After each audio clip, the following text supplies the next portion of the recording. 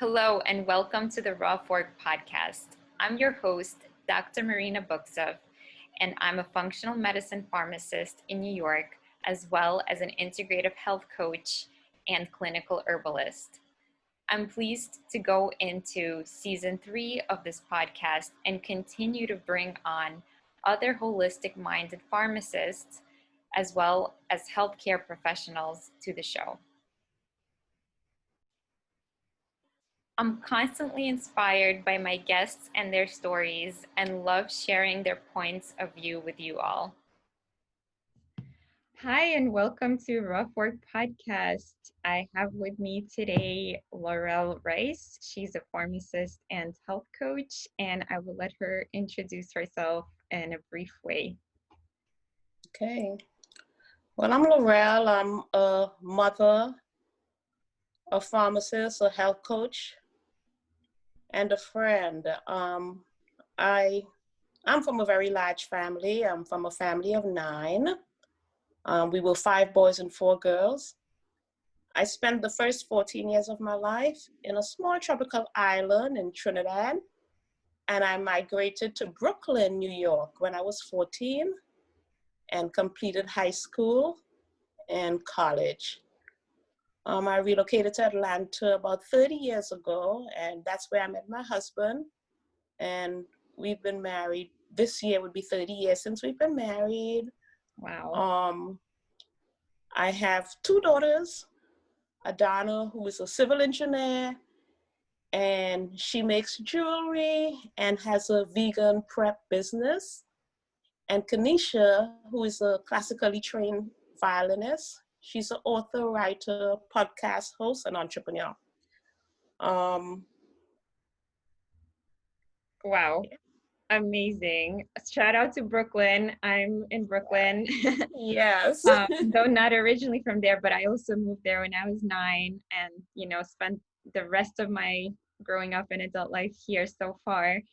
So we have that in common. Yes. And congratulations on your beautiful family and your anniversary with your husbands and all the achievements of your daughters. You must be so proud. I am. I was their first teacher. They were homeschooled all the way up to middle school and high school for one. And so, yeah, that's amazing. Yes. Wow, that's a whole other podcast that I would like to talk about with you. Wow, I really commend you. I was actually thinking about homeschooling when I was first staying at home with my baby and thinking about what to do, with this new child and new life. So I was really into it and researching how to do it, but it just seems so daunting and so difficult. And I'm like, okay, maybe I'll just focus on my stuff and have an expert focus on that, Wow, that is such a hard discipline to get into. Yeah, I enjoyed it. It allowed us to spend a lot of time together as a family. It simplified my life. Homeschooling was just a simpler process for us. Yeah, I know that you can kind of take your liberties with it and make lessons that are more interactive and really specific and focus for your individual children's needs. Yeah. And then I could have school. Yeah, and then I could have school anytime I wanted, and I could have a vacation whenever I chose. Yeah. So that worked for me. But as just one person, usually it's one person who takes the reins, and having 2 kids in the household that are different ages, that also presents some difficulties. Yeah. Well, my girls were 2.5 years apart. So, it wasn't that difficult. And, I can't even take a whole lot of the credit. I mean, the earlier years I did the foundational work, but they more or less self-taught, I was just a facilitator, created the environment. Yeah. I feel like that is the goal of all schools and all education, to create and facilitate that. Yeah. But it's so difficult to individualize the approach when teaching, and it doesn't really work out, unfortunately, that way. Well, there are lots of different options, and each family has to do what works best for them, whether it's private school, public school, homeschool, Yeah. you know. And whether you say you're homeschooling or not, even if you send your kids out to school, you do some homeschooling. Yeah, true. Because there's so much that they learn from us. That's so true. And what about, the classical violin training and things that of that nature? Did you have to get outside help and experts in? Yes, yes. Any area that I didn't feel as though I could have done, you know, I mean, yeah, they did dance, they did violin, my younger daughter, when she was in, both of them, they had Spanish from an outside tutor Mm-hmm. because I'm not fluent in Spanish. And yeah, so areas that I didn't feel as though I could have given them the best, I looked for someone who I didn't feel as though I had to do it all. Yeah, that's really Yeah. good to know. You could outsource some of those things. Yeah. And there's a lot of like coaches out there now too, and they have like programs that you can buy.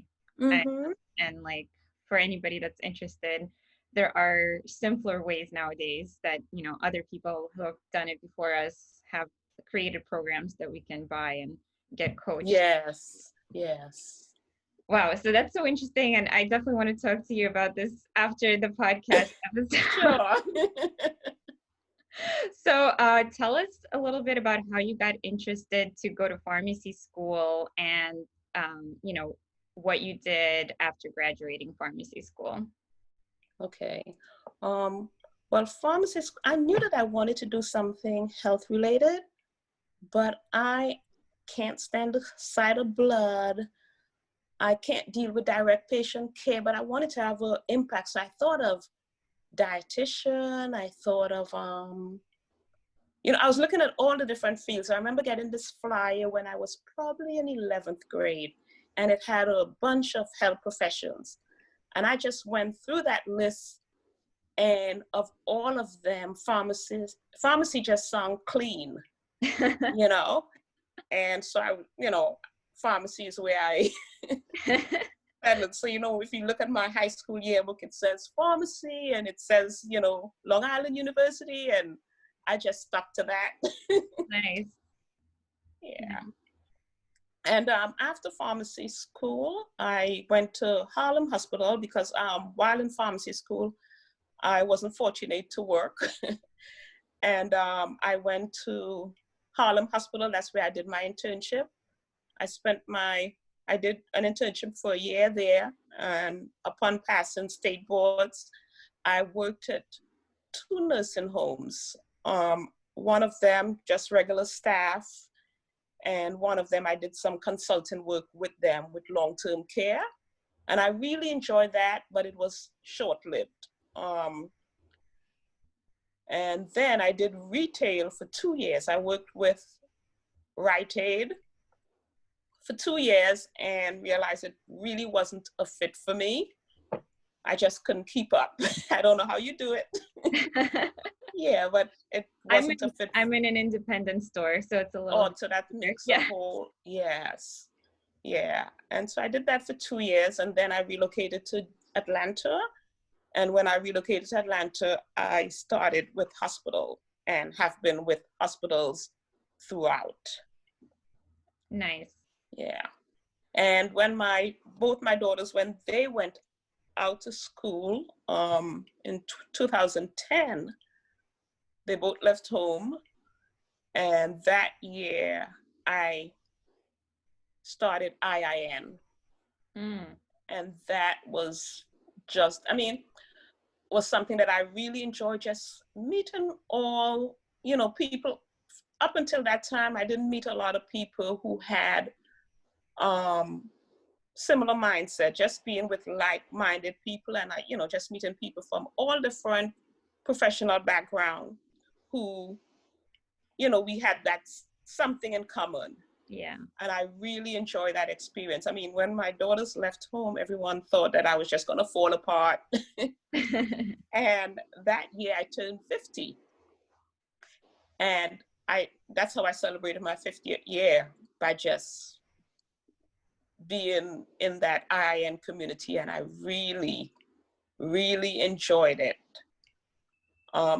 However, even before IIN, I was raised in a family where I was raised in a community, a faith-based community, where health and wellness was something that was always encouraged. We learn about healthy lifestyles. In elementary school, we were taught that our bodies was a temple and it's our duty to care for it. We learned about abstaining from things that's bad and being moderate in things that's good. We learned all the laws of health, the importance of nutrition, the importance of exercise, the importance of, water, sunshine, just living life in balance, fresh air, the importance of a relationship with God, trusting God and, relationships. And growing up, we were also taught that our bodies were made to heal itself, and whenever you are dealing with some type of disease, it's usually because of you violated one of the laws of health, and I also did a medical missionary training around the same time that I did IIN. And we were encouraged to memorize this quote from a book called Ministry of Healing. And that quote said, "Disease is an effort of nature to free the system from conditions that result because of a violation of a law of health." And it says, in the case of sickness, the cause should be ascertained, and the laws, we need to remove the harm, whatever is causing the illness, and then allow nature to assist you in bringing relief to that person. And that's basically a functional medicine approach, looking for the root cause. Absolutely. And so even growing up, for me, prescription meds was not my go-to thing. I would always find, I always wanted to know what is causing me to feel this way. And a lot of what I was taught in my early life, around mid-teen, it began to make sense to me, just around the time, mid-teen to when I went into pharmacy school. And that's when I began reading books like Back to Eden, The Poisons in Your Food. And all through pharmacy school and early in my pharmacy career, I always had a slant towards lifestyle, medicine.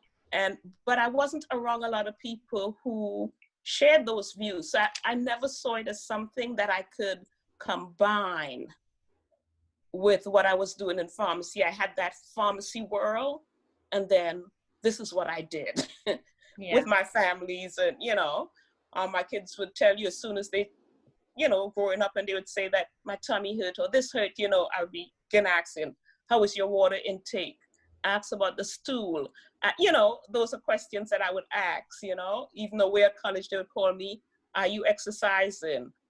Are you getting fresh air? And I would always go back to those things, and so that was very natural to me. So when I mean, functional medicine for me is quite new in terms of the term functional medicine. Yeah. But I think in practice, I was involved in functional medicine way before I knew that there was something called functional medicine. Yeah, definitely. Way before the term was coined, you were already practicing. Yeah. Yeah, I totally agree. You had some great gems of wisdom in there. I myself, I was so immersed, I think, in pharmacy school that I didn't really question anything I was learning until I graduated. I was just like so focused on the process of learning the medications and how they work in the human body, and going by like the tenets and the, and the first line, second line, third line stuff.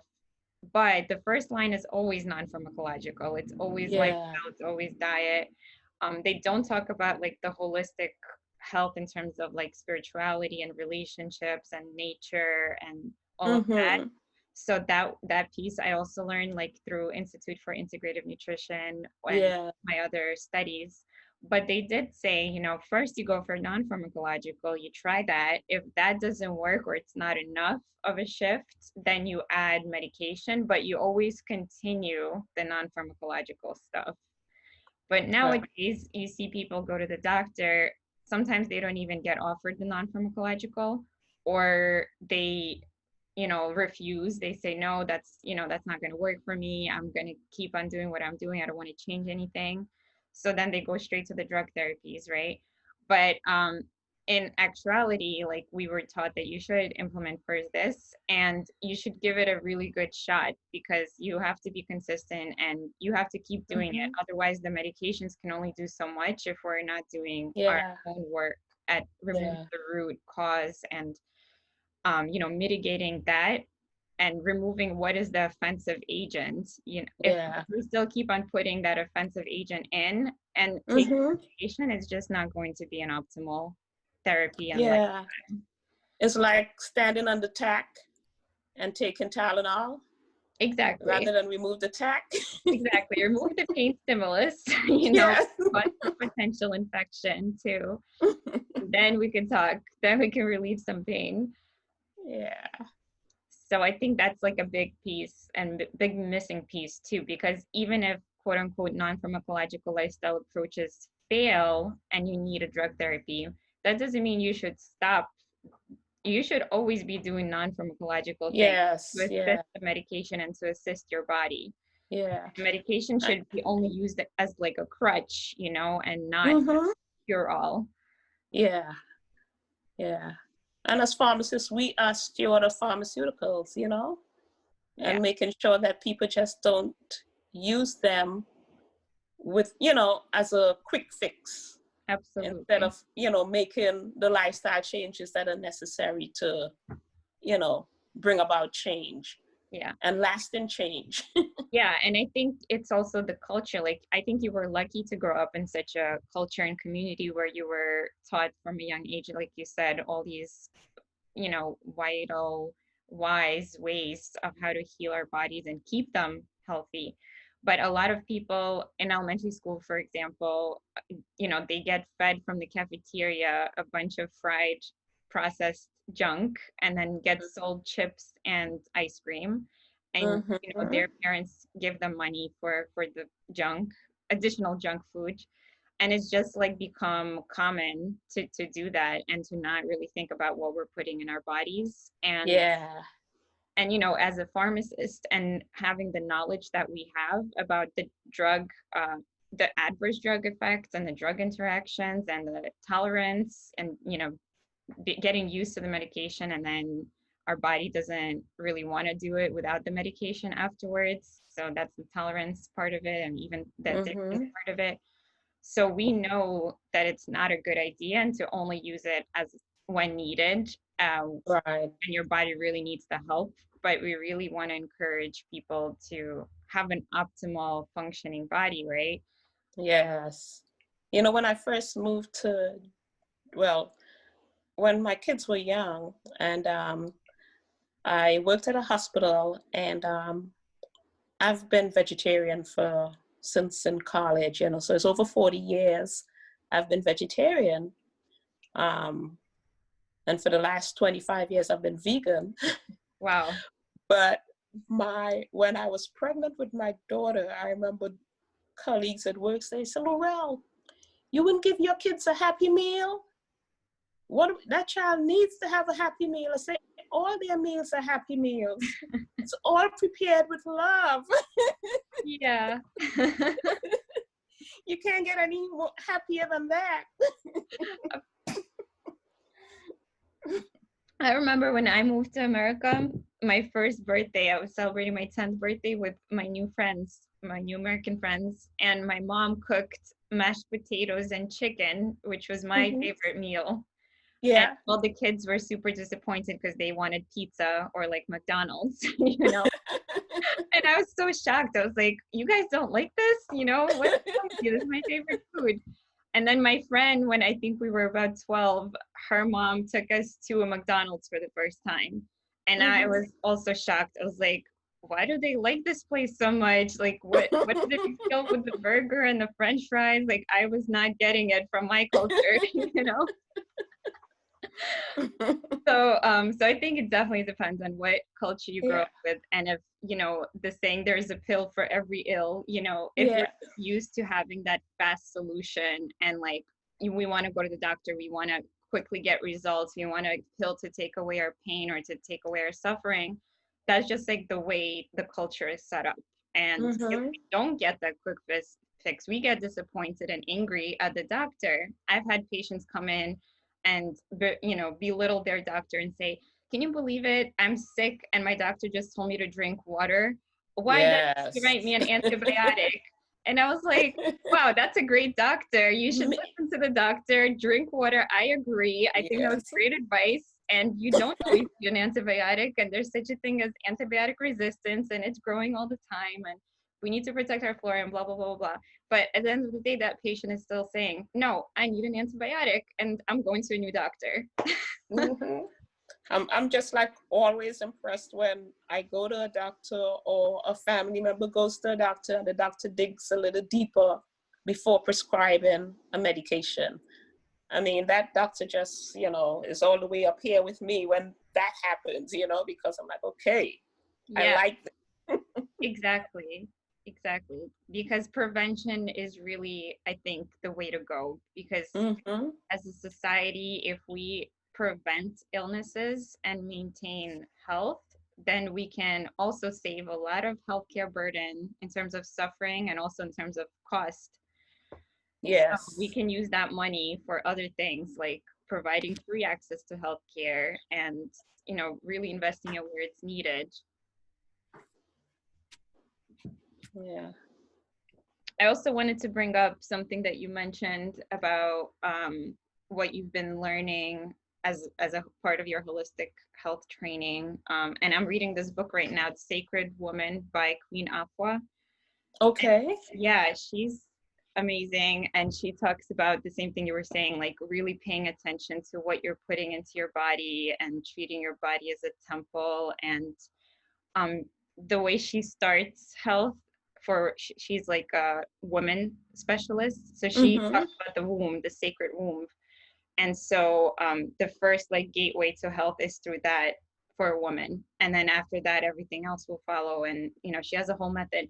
But so the first thing a lot of women suffer from are a lot of uterus issues and around their menses and cycles. And Mm-hmm.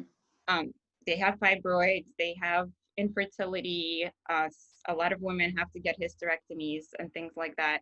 So her approach is, if we actually view that not as a vessel for disease, but as a vessel for life, and really spiritually, mentally, and physically take care of it, then Mm-hmm. really change our health through that alone. Hmm. And tell me the name of the book again. Yeah, I'll send it to you. And I'll put Okay. the show notes. It's called Sacred Woman by Queen Afua. Okay. So, and you know, the message of the book is really, if you are reading this as just one woman and you change your health personally, you will affect your husband or your mate or your household with that. Mm-hmm. And then that will also affect other households. And then as a community, we can all change. So basically, even if it's just one person, you could still affect change on such a large scale, and just Yeah. by influencing one person at a time. The ripple effect. Yeah, I love that. I love that message. Yeah. So, what are you doing nowadays, Laurel? What are you studying, and what are your plans for the future with this functional medicine lens? Um, my plans right now, as you know, I'm not working right now, and I am trying to. My long-term goal was to have a place, a sort of lifestyle center, where I use modalities that are non-toxic, non-invasive, um, to help empower and teach people about health and wellness in a fun, non-threatening, non-judgmental way. Um, with COVID, I don't see myself having a building, a brick and mortar place anytime soon, because it just with what has happened within the last 3 months, you know, I'm seeing where more than ever I need to find ways of being able to do that virtually. Yeah. So I'm trying to get a virtual program up and running where I could do the things that I would do in a brick and mortar place. I also, you know, I shared with you about the beamer that I have, and prior to COVID, I collaborated with a salon, and I would go there and do beamer sessions and tell people about improved circulation and, you know, health tips. And so I want to be able to continue doing that. And I don't know if you've heard of interactive metronome. No. Interactive metronome is a program that works with neuro timing, and it helps people who are dealing with Parkinson's and who have balancing issues, who have focusing issues. If you need to up your game, it's a brain training program. Wow. And that's another modality. A lot of speech pathologists, physical therapists, occupational therapists, and educators use them. And I bought it because, you know, a family member, you know, has been dealing with some issues, and I thought it would be something good to have. And yeah, so I have that, and that I could do remotely because there's a home unit that individuals could purchase. So I'm using that. I want to be able to provide education, and I'm still trying to position myself that I don't know how long I'll be home, but I'm hoping that I could I'm grateful for this time that I could work and getting things, you know, getting my presence on social media and working on a website to share what I do. I just realized, you know, I just have to do it. I've been second guessing myself, and I know that there's someone out there that needs me. You know, 2 weeks last week, I got up one morning and I was just writing, and I was writing an article on water. And that day, I got a call from a cousin of mine, and she has multiple myeloma, and her skin was just breaking out with, you know, she said, you know, I have like blisters all over my face and my neck, my upper body. And she told me the medications that she was on. And, you know, I was asking if she's drinking water, say, because, you know, you're taking meds that are highly toxic and you need to be able to water to flush. I said, just imagine going to the bathroom and just leaving, you know, having a bowel movement, and you leave it there. And you're throwing things, or you're throwing a little sprinkle of water, you're spraying it with water, but in order for that to move out, it need lots of water. And I say, our bodies are similar. But I'm saying that morning I was impressed to write this water article, and hours later someone needed that water talk. And it turned out that this person was dealing with shingles. I recognized that it was shingles that she had secondary to the medication. She was to her oncologist because she said what she's been dealing with was for months. Her oncologist didn't recognize it. Her dermatologist didn't recognize it, you know, and I was able to tell her, when you go to the doctor, ask them to check you out for shingles, you know. And she was on an antiretroviral, she was on a cyclovir, and they told her to increase the dose because she was taking a prophylactic dose. But it wasn't, you know, even with that dose, she came down with shingles.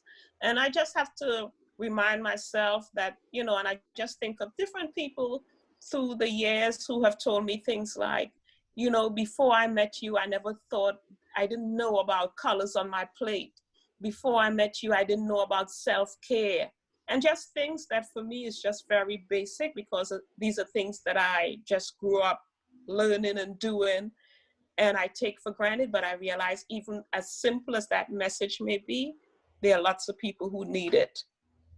And I'm just asking God for the strength to just do what my heart tells me at this point, you know? So that's where I am. And I'd like to be able to do some consultations as well, medication, you know, consultations with clients, review their medication, prepare them for doctor's visit, and yeah, that's Yeah, what I like to do. all those services are certainly much needed. And teaching Yeah. about self-care and the water, as you said, was such an example of synchronicity. And you're right. I think we always are afraid of maybe sharing something that people don't want to hear, but there's always people that do want to and need to hear too. So there's like two sides of Mm-hmm. the coin where somebody will need that and will resonate and somebody else might not, but that's how you know it's a powerful message, because if Yeah. nobody responds and people are just neutral, then maybe nobody needs to hear it, you know? Yeah. Yeah. Yeah. So yeah, Yeah. I remind myself of that also when doing my work. Um, so it was such a pleasure chatting with you and getting to know how you work and how you think and how you grew up and how you raise your own kids. Is there anything else you want to share with us about any upcoming plans or any messages for our listeners, maybe any advice for pharmacy students or pharmacists that want to also go down a unique path? That, that their vision was given to them and it was given to them for a reason. And just don't limit yourself to that box, you know. Um, get out of the box so that you can really grow.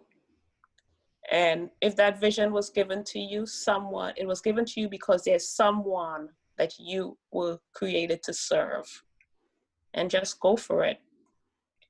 Yeah. Go for it. Yeah. When we have, Also put on your oxygen mask too, because lots of times, for the years that I've been in healthcare, I've seen so many healthcare practitioners, healthcare workers sacrifice themselves and disregard their health. And, just remember, put on your oxygen mask so that you can serve best. yeah, such a good message to remember. And I think as women and as moms, and as healthcare workers, that's like a triple threat for people that tend to overdo. Yes, yes, So we yes. have to remind ourselves of that. All right. If you just have a few more minutes, I have some rapid fire questions for us. Okay. Okay. Number one, what would your number one piece of advice be to improve people's quality of life right now? My number one to include, listen to your body. Listen to your body. Your body knows the answer. It's true. Yeah. You just have to figure out how to listen. And I think that's why journaling or meditation are good tools to like create that space for you to be Mm-hmm. able to establish a connection. Okay, number two, what is your favorite beverage? Water. What? And like I think I make a decision about water from my head and not my taste buds. But I've done it. I mean, there's certain things that I do, and I've been doing it for so long that it's just like second nature to me. Yeah. And and there was a time that I loved sodas and I love, the sweetened, years ago. But I think very early my head kicked in and my taste buds went to the back burner. And so, yeah, water is my go-to Yeah, yeah. beverage. But also if you're thirsty, you're reaching for the water, not the Yes. cola. So your body also knows that Mm-hmm. well. Yeah. And yeah, and for me, water, if I don't have adequate water, I could feel, I don't know if you've seen those house plants that when they don't have water, how they just Yeah. like, I mean, I experienced that. Yeah. And for years, I would have that experience, and I would always drink water, but apparently my intake wasn't sufficient. And I remember I would get fatigued to the point of depression. I remember going to the doctor and being given antidepressant, and never took it. And one day I was at work, and when I felt that way, I could just quit everything. Yeah. And I just started hydrating myself. I was at work and like, I don't have time to be sick. Absolutely. Because, yes, and I've left work and I was too embarrassed to say that I feel tired. The only thing I could say, I feel sick, because people wouldn't honor tiredness. They Yeah. would honor, so I had to speak in the language and they would understand, but now whenever I feel that draining feeling coming on, and this is not a feeling after a day's work, this is just, I could get up in the morning and by 10 o'clock, I could feel this Yeah. real lethargic weight. Once I start drinking, within 15 minutes is a different person. Yeah, that's another amazing power of listening to your body, because your body is telling you that it needs more water. And I think also sometimes we have these weak points in our body. So for some people, like it's a body part, or it's the lungs that it comes into an asthma or allergy, or it's an ache somewhere in your back, or whatever it is, or it could be like a feeling of tiredness and lethargy and even depression. So Mm-hmm. whatever that trigger area and that weak area is, when we don't get enough nutrients or enough water, that's when it flares up. So if we go Yes. back to self-care, we can really optimize without any Mm-hmm. medication. Yes. Yeah. All right. Number 3, what is your favorite hobby or pastime? My favorite hobby, I enjoy cooking. I enjoy taking recipes and recreating them to vegan options. Yeah, so I could always enjoy listening to uh looking at some type of cooking show or reading recipes or just looking at food, and I would just, recreate them. That brings me a lot of joy. I like when I get into my kitchen, I see I'm in my lab. Yes, I'm in my lab. In Atlanta, we have a very huge international farmers market. And when I first moved to Atlanta, every time I go, I would buy something that I haven't tried before. A new vegetable, Nice. yeah. So when you look at my kitchen cabinets, I have lots of grains. I have lots, I always try new things, Yeah, I love that. as long as it's something healthy, yeah. Experiment with the taste buds and Yeah. Like my daughter said to me, she said, Mom, she said, way before people were drinking cashew milk and almond milk and seed milk, she said, we grew up doing this. She said, you were so ahead of your time. Exactly. What Yeah, happens in the they kitchen? were I experimented early. Awesome. Plus, it's so much better when it's DIY in your home than store-bought. Yeah. And like, still, it's going to be minimally processed if it's store-bought. And then it has the packaging, and sometimes it's plastic or whatnot. So if you have the means, it's so much healthier to do it at home. Yeah. Yeah. And to tell Also, you that it's so much something that I enjoyed doing, because yesterday I was talking to my sisters and they were my niece was taking some pictures because I needed to send a picture to you. yeah. I didn't have a headshot, and so she was taking the pictures, and my sister wanted to get me to smile, and she said, think of being in your kitchen and cooking something. Yeah, and that's the happy meal that you bring. Yes, You pass the yes. joy on to the meals. Yeah, being intentional in everything that you do. Yeah, and I saw some other beautiful pictures of your foraging. You also forage for edible plants and flowers. Yes, that's a lot of fun. Yeah, That yeah. excites me. Yeah, that's really beautiful, and like allows you to eat locally and seasonally and get in touch with the plants in your backyard. Yes. Awesome. All right, Laurel. So please tell the listeners how they can learn more about your work and get in touch with you. Well, I am on Instagram. Currently on Instagram as Lifestyle Laurel. And yeah, Instagram would be the best contact. I'm on Facebook. I don't have a business page on Facebook, but I'm on Facebook as Laurel Ryce. Okay, so I'll have the links to your social media in the show notes, and as soon as you have your website up, I'll update the listing link so people can find you. Okay, thank you so much. Thank you so much. I had such a blast recording with you, and enjoy the rest of your Sunday. Okay, you do the same. Take care. Bye. Thanks for tuning in to another episode of the Raw Fork podcast, and I truly hope that you enjoyed it and learned something from it. If you did enjoy it, please don't hesitate to leave us a 5-star rating and a short, sweet review so that other listeners can find us across podcast platforms. To get in touch with me, you can go to rawfork.com or email me directly at marina@rawfork.com. Thank you, and I hope to see you back here next week.